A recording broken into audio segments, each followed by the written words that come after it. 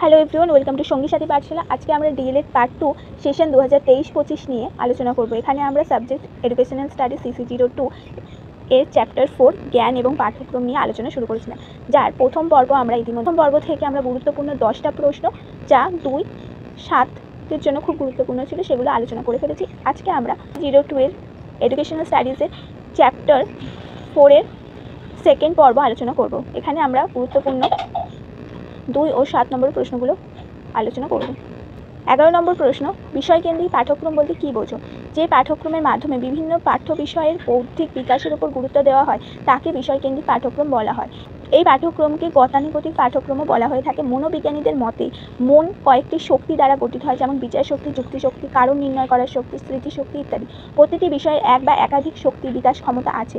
যেমন গণিতে রয়েছে যুক্তি বিকাশের ক্ষমতা, ইতিহাসে স্মৃতিশক্তি বিকাশের ক্ষমতা, সাহিত্যে চিন্তন শক্তি ক্ষমতা, বিজ্ঞানের রয়েছে যুক্তি ও সৃজনশীলতা বিকাশের ক্ষমতা। পরিবেশ ও ভূগোল শিক্ষার মধ্যে দিয়ে শিক্ষার্থীর পর্যবেক্ষণ ও বিশ্লেষণ ক্ষমতার বিকাশ লাভ হয়। এই তথ্যের সমর্থকরা বলেন শিক্ষার লক্ষ্য হলো বিষয় গঠনের মধ্যে দিয়ে মানুষের শক্তির বিকাশ ঘটানো, যা জীবনে চলার পথে কাজে আসবে। তাই তারা বিষয়কেন্দ্রিক পাঠ্যক্রমের মাধ্যমে শিক্ষার্থীর সার্বিক বিকাশের কথা বলেছেন। বিষয়কেন্দ্রিক পাঠ্যক্রমের মূল বক্তব্য হচ্ছে যে বিষয়ের যে বৌদ্ধিক দিকটি সেইটির উপর গুরুত্ব দেওয়া, সেই জন্য একে বিষয়কেন্দ্রিক পাঠ্যক্রম বলা হয়। এবং এই বিষয়কেন্দ্রিক পাঠ্যক্রমের যারা যুক্তি দিয়েছেন তাদের মতে প্রত্যেকটি বিষয়ের ভিন্ন ভিন্ন যুক্তি গঠন করার ক্ষমতা রয়েছে, সেই জন্য প্রত্যেকটি বিষয়ের মধ্যে দিয়ে শিক্ষার্থীর সার্বিক বিকাশ ঘটে থাকে, সেটাই হচ্ছে তাদের বক্তব্য। 12 নম্বর প্রশ্ন, বিষয়কেন্দ্রিক পাঠ্যক্রমের বৈশিষ্ট্য ও গুরুত্ব লেখো। বিষয়কেন্দ্রিক পাঠ্যক্রমের প্রধান বৈশিষ্ট্য ও গুরুত্বগুলি হলো: 1. বিষয়কেন্দ্রিক পাঠ্যক্রম বিষয়ের বাস্তব ও মৌলিক ধর্মের মধ্যে সম্পর্ক স্থাপনের দিকে বিশেষ গুরুত্ব আরোপ করে। 2. বিষয়কেন্দ্রিক পাঠ্যক্রমের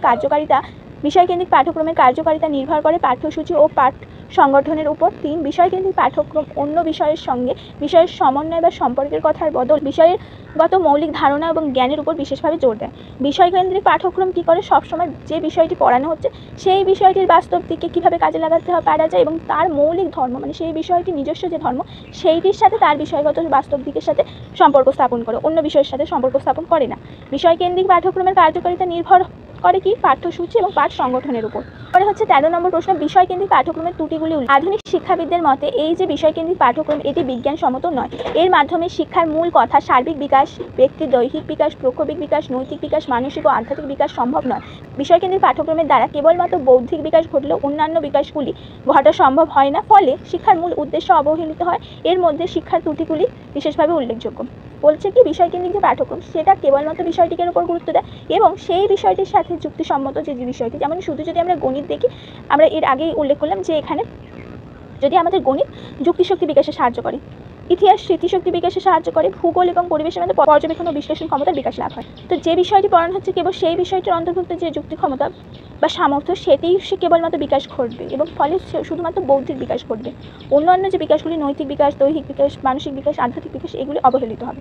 সেই জন্য বিষয়কেন্দ্রিক পাঠ্যক্রমের ত্রুটিগুলি উল্লেখ করা হচ্ছে। প্রথম কি, বিষয়কেন্দ্রিক পাঠ্যক্রম স্থিতিশীল, মানে এটার একটা পাঠ্যক্রম তৈরি হয়ে গেল এবং এই পাঠ্যক্রম অনুযায়ী বছরের পর বছর ধরে চলতে থাকছে। বি, বিষয়কেন্দ্রিক পাঠ্যক্রম শিক্ষার্থীর বদলে শিক্ষকের ভূমিকাকে গুরুত্ব দেয়। শিক্ষার্থীর ভূমিকা এখানে নিষ্ক্রিয়, প্রাচীনপন্থী গতানুগতিক, শিক্ষক বলে যাবে এবং শিক্ষার্থী শুনে যাবে। পরবর্তী পয়েন্ট হচ্ছে, বিষয়কেন্দ্রিক পাঠ্যক্রম জীবনকেন্দ্রিক নয়, পাঠ্য বিষয়ের জ্ঞানের উপর অধিক গুরুত্ব দেওয়া হয়, ফলে পাঠ্যক্রমে একঘেয়েমি আসে, শিক্ষণীয় পরিবেশ আনন্দজনক হয় না। 4, বিষয়কেন্দ্রিক পাঠ্যক্রমে শিক্ষার্থীর নিজস্ব চাহিদা, আগ্রহ, প্রবণতা এগুলির উপর গুরুত্ব দেওয়া হয় না। 5, এই পাঠ্যক্রমের মাধ্যমে বৃত্তিমূলক বা কারিগরি শিক্ষার ব্যবস্থা নেই, বাস্তব জীবনে তেমন কাজেও লাগে না, ফলে শিক্ষার্থীরা আগ্রহ হারিয়ে ফেলে। 6, বিষয়কেন্দ্রিক পাঠ্যক্রমের দ্বারা বিভিন্ন বিষয়ের জ্ঞানের মধ্যে সমন্বয় সাধন করা হয় না। 7, বিষয়কেন্দ্রিক পাঠ্যক্রমে শিক্ষার্থীদের কেবলমাত্র পরীক্ষায় পাশের উপর গুরুত্ব দেওয়া হয় এবং আধুনিক মূল্যায়ন ব্যবস্থা এখানে অবহেলিত হয়। এই ছিল বিষয়কেন্দ্রিক পাঠ্যক্রমের ত্রুটি। বিষয়কেন্দ্রিক পাঠ্যক্রমের এই ত্রুটিগুলি দূর করার জন্য কী কী ব্যবস্থা গ্রহণ করা যেতে পারে সেগুলো উল্লেখ করা হবে। কী কী ব্যবস্থা গ্রহণ করা যেতে পারে সেগুলো লেখো। বিষয়কেন্দ্রিক পাঠ্যক্রমের ত্রুটি দূর করার জন্য নিম্নলিখিত ব্যবস্থাগুলি গ্রহণ করা যেতে পারে।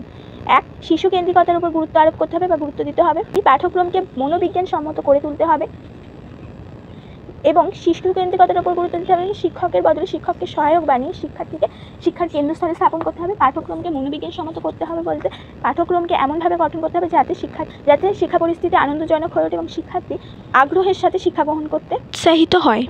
3 হচ্ছে শিক্ষার্থীদের চাহিদা ও আগ্রহের উপর গুরুত্ব দিতে হবে। 4 বিষয়কেন্দ্রিক পাঠ্যক্রমের মধ্যে নমনীয়তা আনতে হবে এবং অন্যান্য বিষয়ের সাথে সমন্বয় ঘটাতে হবে। 5 সমাজের পরিবর্তনের সঙ্গে সঙ্গে পাঠ্যক্রমেরও পরিবর্তন ঘটাতে হবে। 6 বিভিন্ন বিষয়ের মধ্যে অনুবন্ধন স্থাপন করে পাঠ্যক্রম রচনা করতে হবে। সমন্বয়ের নীতি বলতে যেটা বোঝানো হচ্ছে। 7 শুধুমাত্র বক্তৃতা পদ্ধতির মাধ্যমে পাঠদানের পরিবর্তে প্রতিপাদন পদ্ধতি, শিশুকেন্দ্রিক পদ্ধতি, পর্যবেক্ষণ পদ্ধতি, সমস্যা সমাধান প্রকল্প পদ্ধতির মাধ্যমে পাঠ পরিচালনকে আরও বেশি আকর্ষণীয় করে তুলতে হবে। 8 শিক্ষা সহায়ক উপকরণের ব্যবহারের উপর গুরুত্ব দিতে হবে। 9 বিষয়কেন্দ্রিক পাঠ্যক্রমের সঙ্গে সহ পাঠ্যক্রমিক কাজের উপর গুরুত্ব দিতে হবে।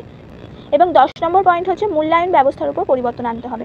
এই প্রশ্নটা তোমাদের যদি কখনো 16 নম্বরেরও কোনো প্রশ্ন আছে, যেমন বিষয়কেন্দ্রিক বা গতানুগতিক পাঠ্যক্রম বলতে কী বোঝো, বিষয়কেন্দ্রিক বা গতানুগতিক পাঠ্যক্রমের বৈশিষ্ট্য গুরুত্ব লেখো, বিষয়কেন্দ্রিক বা গতানুগতিক পাঠ্যক্রমের প্রধান ত্রুটিগুলি কী, এই ত্রুটিগুলি দূর করার জন্য কী কী ব্যবস্থা গ্রহণ করা যেতে পারে, তার জন্য আমাদের একদম এখানে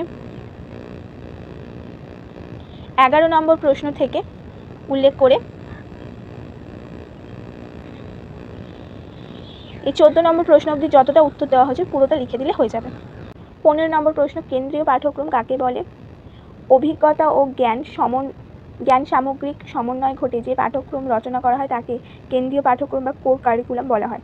মানুষের কতগুলি সাধারণ ধর্মী চাহিদা রয়েছে, ওই চাহিদাকে পরিতৃপ্ত করার জন্য যে পাঠ্যক্রম প্রতিটি শিক্ষার্থীর অনুশীলন করা প্রয়োজন তাকে কেন্দ্রীয় পাঠ্যক্রম বলা হয়। অর্থাৎ যে পাঠ্যক্রম শিক্ষার্থীদের মধ্যে আদর্শ, অভ্যাস, কর্মদক্ষতা ও জীবন দর্শনের বিকাশে সাহায্য করে তাকেই কেন্দ্রীয় পাঠ্যক্রম বলা হয়। যে পাঠ্যক্রমে অভিজ্ঞতা ও জ্ঞান সামগ্রীর সমন্বয় থাকে সেই পাঠ্যক্রমগুলিকেই কেন্দ্রীয় পাঠ্যক্রম বলা হয়। এই পাঠ্যক্রম শিক্ষার্থীদের মধ্যে আদর্শ, অভ্যাস, কর্মদক্ষতা ও জীবন দর্শনের বিকাশ ঘটাতে সাহায্য করে। 16 নম্বর প্রশ্ন, কেন্দ্রীয় পাঠ্যক্রমের প্রধান বৈশিষ্ট্যগুলি উল্লেখ করো। কেন্দ্রীয় পাঠ্যক্রমের বৈশিষ্ট্যগুলি হলো: 1 এই পাঠ্যক্রমের মাধ্যমে বিশেষ ধর্মী জ্ঞান পরিবেশন না করে জ্ঞানের প্রতি অনুরাগ সঞ্চার করা হয়। 2 এই পাঠ্যক্রমের উপাদান হবে সামাজিক চাহিদার সঙ্গে সম্পর্কিত। 3 বিষয়কেন্দ্রিক জ্ঞানের সঙ্গে সামাজিক জ্ঞানকে সমন্বয় ঘটানো হয় এই পাঠ্যক্রমের মাধ্যমে, বা এই পাঠ্যক্রমের প্রধান উদ্দেশ্য কোন পাঠ্যক্রম? কেন্দ্রীয় পাঠ্যক্রম। এই কেন্দ্রীয় পাঠ্যক্রম শিক্ষার্থীদের মধ্যে বহুমুখী অনুরাগের সঞ্চার ঘটায়। 5 এই কেন্দ্রীয় পাঠ্যক্রম উচ্চশিক্ষার প্রস্তুতিমূলক পাঠ্যক্রম। 17 নম্বর প্রশ্ন, অবিচ্ছিন্ন বা সমন্বয় বা সমন্বিত পাঠ্যক্রম কাকে বলে? কেন্দ্রীয় পাঠ্যক্রমকে আরও বেশি মনোবিজ্ঞানসম্মত করে তুলতে হলে বিভিন্ন বিষয়ের পরস্পরের মধ্যে অনুবন্ধ স্থাপন করা প্রয়োজন। এইভাবে পাঠ্যক্রম রচিত শিক্ষার্থীদের পক্ষে গ্রহণ করা যেমন সহজ হবে, তেমনই এর মাধ্যমে শিক্ষার উদ্দেশ্যকে রূপায়িত করাও সম্ভব হবে। এইভাবে বিভিন্ন বিষয়ের মধ্যে পারস্পরিক সমন্বয় করে যে পাঠ্যক্রম রচনা করা হয় তাকে অবিচ্ছিন্ন পাঠ্যক্রম বা সমন্বিত বা সমন্বয় পাঠ্যক্রম বলা হয়। এই পাঠ্যক্রম অবিচ্ছিন্ন পাঠ্যক্রম কী হবে? বিভিন্ন বিষয়ের মধ্যে একটি বিষয়ের সাথে অন্য অনেকগুলি বিষয়কে সমন্বিত করে বা সংযুক্ত করে পড়ানো হবে। এরপর হচ্ছে 18 নম্বর প্রশ্ন। 18 নম্বর প্রশ্ন, জীবনকেন্দ্রিক পাঠ্যক্রম বলতে কী বোঝো বা জীবনকেন্দ্রিক পাঠ্যক্রম কাকে বলে? জীবনের জন্য শিক্ষা, শিশুকেন্দ্রিক শিক্ষা, মনোবিজ্ঞান সম্মত শিক্ষা, সমগ্র শিক্ষা, সমাজবিজ্ঞান সম্মত শিক্ষা ইত্যাদি সব ধরনের শিক্ষাগুলির সমন্বয় বর্তমানে যে শিক্ষা পাঠ্যক্রম পরিচালিত হচ্ছে তাকে জীবনকেন্দ্রিক শিক্ষা বা জীবনকেন্দ্রিক পাঠ্যক্রম বলা হয়। এই শিক্ষার মাধ্যমে আধুনিক শিক্ষার সমস্ত বৈশিষ্ট্যকে বিকাশ সাধন করা যায়। এই শিক্ষা সম্পূর্ণভাবে শিক্ষার্থীর জীবনের সঙ্গে সম্পর্কিত শিক্ষাই হলো জীবনকেন্দ্রিক শিক্ষা। জীবনকেন্দ্রিক শিক্ষার দর্শনের জন্য পাঠ্যক্রম রচনা করতে হলে পাঠ্যক্রমের মধ্যে শিশুর জীবন প্রক্রিয়া, জীবন পদ্ধতি উভয়ের উপর গুরুত্ব দিতে হবে। মূলত যে শিক্ষা শিক্ষার্থীকে জীবনে উপযোগী করে তোলে, জীবনের চলার পথের জন্য উপযোগী করে তোলে তাকেই আমরা জীবনকেন্দ্রিক পাঠ্যক্রম বলছি, যেটা আমাদের বর্তমানে প্রচলিত আধুনিক পাঠ্যক্রম। 19 নম্বর প্রশ্ন, জীবনকেন্দ্রিক শিক্ষা পাঠ্যক্রমের প্রধান বৈশিষ্ট্যগুলি কী কী? উত্তরে বলা হচ্ছে, জীবনকেন্দ্রিক শিক্ষা পাঠ্যক্রমের প্রধান বৈশিষ্ট্যগুলি হলো: 1 এই শিক্ষা পাঠ্যক্রমের উপাদান হবে শিশুর চাহিদার সঙ্গে সম্পর্কযুক্ত, শিশু কেন্দ্রিকতার কথা বলা হয়েছে। 2 এই পাঠ্যক্রম শিক্ষার্থীর দৈনিক জীবনে বিভিন্ন ঘটনার সঙ্গে সম্পর্কযুক্ত হবে, শিক্ষার্থীর পূর্ব জ্ঞানের সাথে বর্তমান জ্ঞানকে সংগঠন করতে বলা হয়েছে। 3 এই পাঠ্যক্রম সামাজিক চাহিদা পরিতৃপ্তি করবে, শিক্ষার্থীকে সমাজের উপযোগী করে তুলবে। 4 পাঠ্যক্রমের শিক্ষার্থীর মানসিক ও দৈহিক বিকাশে সহযোগী হবে। 5 পাঠ্যক্রমের বিষয়বস্তু অবশ্যই শিক্ষার্থীকে সামাজিক অভিযোজনে সাহায্য করবে, সেই সাথে বিষয়বস্তু এমন হবে যার দ্বারা শিক্ষার্থীরা তাদের জীবিকা অর্জনের কৌশল আয়ত্ত করতে পারে। 6 অবশ্যই পাঠ্যক্রমকে সৃজনশীলতা বিকাশের উপযোগী হতে হবে। বিষয়কেন্দ্রিক পাঠ্যক্রমের বিষয়ের উপর, কর্মকেন্দ্রিক পাঠ্যক্রমের শিক্ষার্থীর কাজের উপর, অভিজ্ঞতাভিত্তিক পাঠ্যক্রম অভিজ্ঞতার উপর গুরুত্ব দেওয়া হয়েছে, কিন্তু জীবনকেন্দ্রিক পাঠ্যক্রমে ব্যক্তি জীবনের চাহিদা, সামাজিক চাহিদা, সক্রিয়তা, সৃজনশীলতা বিকাশ, বৃত্তিমুখীনতা, প্রাত্যহিক জীবনের সঙ্গে সম্পর্কিত বিষয়ের প্রভৃতি সকল দিকের বিকাশের উপযোগী ব্যবস্থা আছে। সেই জন্য জীবনকেন্দ্রিক পাঠ্যক্রম খুবই উপযোগী একটি বিষয়। এরপরে হচ্ছে আমাদের 20 নম্বর প্রশ্ন, আজকের শেষ প্রশ্ন এবং খুব গুরুত্বপূর্ণ প্রশ্ন, লুক্কায়িত পাঠ্যক্রম কাকে বলে? অনেক সময় শিক্ষার্থীদের ব্যক্তিগতভাবে কাজ করতে উৎসাহিত করা হয় বা উৎসাহ দেওয়া হয়, যেমন প্রজেক্টের কাজে, অ্যাসাইনমেন্ট ইত্যাদি এসবের কাজের ফলে শিক্ষার্থীদের জ্ঞান বৃদ্ধি পায়, দক্ষতার বিকাশ হয়, তাদের মধ্যে সৃজনশীলতার বৃদ্ধি হয়, দৃষ্টিভঙ্গির পরিবর্তন ঘটে এবং কল্পনা শক্তিরও বিকাশ ঘটে।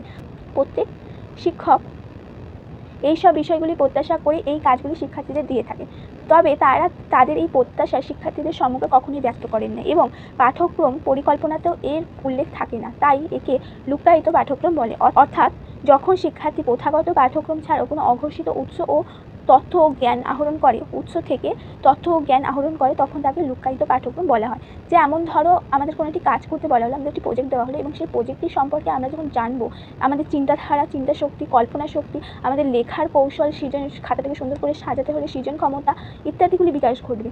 এইসব কথা ভেবে শিক্ষকরা আমাদের কাজটা দিয়েছেন, কিন্তু কোথাও কিন্তু উল্লেখ করে দেননি বা তিনি বারবার আমাদেরকে বলে দেননি যে তোমাদের যেন এই কল্পনা শক্তি বিকাশ ঘটে, সৃজনশীলতার বিকাশ ঘটে, এগুলো কোথাও লেখা থাকে না বা বলেও দেওয়া হয় না। কিন্তু এর মধ্যে দিয়েই কিন্তু আমাদের এই নতুন জ্ঞানগুলো, তথ্যগুলো আমরা আহরণ করি, সেই সাথে কাজটি হাতে কলমে করার সময় আমরা অনেক নতুন কিছু জানতে পারি, বুঝতে পারি এবং শিখতে পারি, যেগুলো আমাদের পরবর্তী জীবনে কাজে আসে। এটাকে আমরা লুক্কায়িত পাঠ্যক্রম বলছি। এই ছিল আমাদের আজকে গুরুত্বপূর্ণ 10টা প্রশ্ন, যেগুলো তোমাদের 2 নম্বর, 7 নম্বর এবং কিছু ক্ষেত্রে 16 নম্বরের জন্য খুব গুরুত্বপূর্ণ।